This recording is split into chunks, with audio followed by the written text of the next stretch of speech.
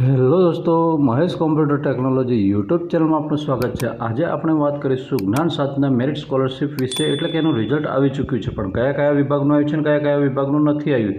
ઘણાને કયા વિભાગનું અંદર આવ્યું છે તે દેખતા નથી આવડતું, એટલે કે ખોલતા નથી આવડતું કે ખરેખર રિઝલ્ટ દેખવું ક્યાંથી, કઈ રીતે, બરાબર। આ ટોટલી વાત કરીશું આપણે સરકારી અને ખાનગી શાળાના વિદ્યાર્થીઓ માટે, બરાબર। આપણે વિડીયો બનાવવા જઈ રહ્યા છીએ ઓલરેડી ખાનગી શાળાના વિદ્યાર્થીઓ માટે, પણ અહીંયા આપણે સરકારી શાળાના વિદ્યાર્થીની પણ વાત કરી દઈશું।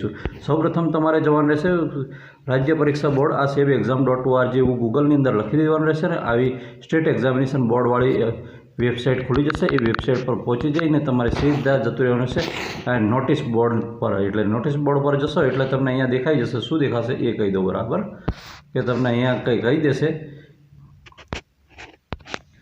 સૌથી ઉપર શું લખેલું છે અહીંયા કે CGMS આનું શોર્ટ ફોર્મ છે। CGMS પરીક્ષા આપનાર ખાનગી શાળાના આરટી અંતર્ગત આવતા વિદ્યાર્થીઓ સિવાય, એટલે કે ધોરણ 8ની અંદર આરટીની અંદરવાળાએ જો પરીક્ષા આપી હોય અને ફોર્મ ભર્યા હોય એ સિવાયના બાકીના વિદ્યાર્થીઓનું પરિણામ અહીંયા જાહેર કરી દેવામાં આવ્યું છે। જનરલી આ વિદ્યાર્થીઓ કયા હોઈ શકે છે કે જે વિદ્યાર્થીઓ આદર્શ નિવાસી શાળા માટે એક્ઝામ આપીને એ વિદ્યાર્થીઓ હોઈ શકે છે, બરાબર। એટલે કે આ સ્કોલરશિપ માટે આ એ નથી, એ શું કહેવાય, માન્ય અત્યારે નથી કરેલા, પછી ટૂંક સમયમાં થઈ જવાના છે મિત્રો, વિચારણા હેઠળ છે। જે આમને સરકારી શાળાનો લાભ મળે છે અમને પણ મળતો થઈ જશે। આ કયા છે? જે મુખ્યમંત્રી જ્ઞાન સાધના મેરિટ સ્કોલરશિપ પરીક્ષાનું પરિણામનું જાહેરનામું, અને આ જે પરિણામ છે એ જાહેર થઈ ગયું ને કોને દેખવા મળે છે, ક્યાં દેખવા મળે છે? જે સરકારી શાળાવાળાને છે એ દરેક મિત્રોનું અને ખાનગી શાળા, તેના માટે તમારે જતું રહેવાનું છે શિફ્ટ ચેટ નામની એપ્લિકેશન આવે છે, બરાબર। આ શિફ્ટ ચેટ નામની એપ્લિકેશન છે એની અંદર ઇન્સ્ટોલ થઈને અને એમાંથી લોગિન થઈને તમે જોઈ શકો છો, CET નામના બટનની અંદરથી તમે જોઈ શકો છો।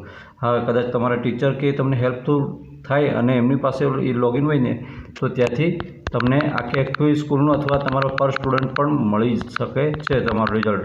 એટલે આખું રિઝલ્ટ પ્રિન્ટ PDF સ્વરૂપમાં મળી જાય છે, બરાબર, આવી ચૂકી છે, બરાબર। અહીંયા થોડું સ્મોલ લાગે છે અને ઝૂમ કરી દઉં છું એટલે તમને આઈડિયા આવી જાય કે સૌથી ટોપ માર્ક્સ લાવનાર અરવલ્લીના સ્ટુડન્ટ છે, બરાબર। અરવલ્લીનો બ્લોક મોડાસાનો છે।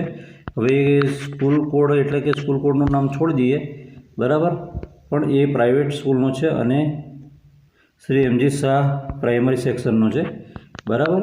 અને એ વિદ્યાર્થી અહીંયા એમનું સ્ટુડન્ટનું નામ પણ દેખાય છે, રુદ્ર પ્રજાપતિ કરીને છે, અને સૌથી વધારે માર્ક્સ લાવનાર આ વિદ્યાર્થી છે જે 69 માર્ક્સ પ્રાપ્ત કરેલા છે। એટલે કે આ વિદ્યાર્થી OBC ભલે છે પણ 60થી ઉપર છે એટલે પાસ ગણતરીમાં આવી શકે। આપણે વાત કરી દઈએ કે આમાં કટ ઓફ પણ કેટલું રહે છે કે જે 60 માર્ક્સ લાવનાર OBC આ જનરલ હશે તે, બરાબર।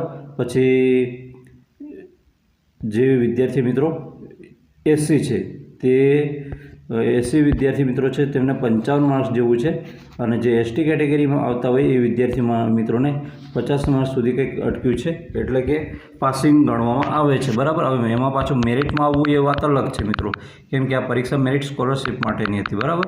એટલે એની અંદર મેરિટની અંદર તમે આવો ત્યારે તમને જે તે શિષ્યવૃત્તિ મળવાપાત્ર હોય એ મળે। હવે એનું કટ ઓફ અલગથી જાહેર થશે, બરાબર, ફાઇનલ મેરિટ યાદી વખતે।